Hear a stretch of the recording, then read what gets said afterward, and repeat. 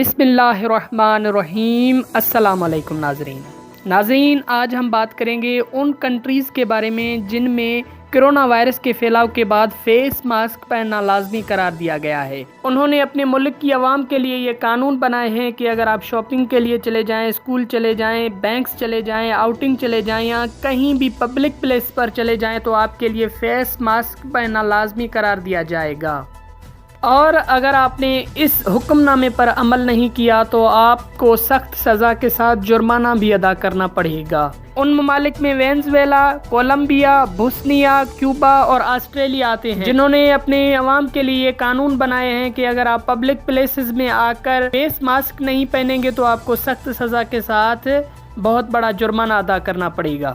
ناظرین، موراکو حکومت نے اپنی عوام کے لیے یہ حکم نامہ جاری کیا ہے کہ اگر آپ پبلک پلیسز میں فیس ماسک نہیں پہنیں گے تو آپ کو 3 ماہ کی جیل کے ساتھ 1300 دینار ادا کرنے پڑیں گے۔ ناظرین، قطر میں عوامی جگہوں پر فیس ماسک نہ پہننے پر دنیا کی سخت ترین سزا نافذ کر دی گئی ہے۔ کرونا وائرس کے پھیلاؤ کو روکنے کے لیے مختلف ممالک الگ الگ طریقے کی پابندی اور جرمانے ادا کر رہے ہیں، اور اب ایسا ہی خلیجی ملک قطر کی جانب سے کیا گیا ہے۔ قطر کی جانب سے فیس ماسک نہ پہننے پر دنیا کی سخت ترین سزا نافذ کر دی گئی ہے۔ ناظرین، قطر گورنمنٹ نے اپنی عوام کے لیے عوامی جگہوں پر فیس ماسک پہننا لازمی قرار دے دیا ہے۔ اس نئے قانون کی خلاف ورزی کرنے والے کو 3 سال قید کے ساتھ $755 ادا کرنے پڑیں گے۔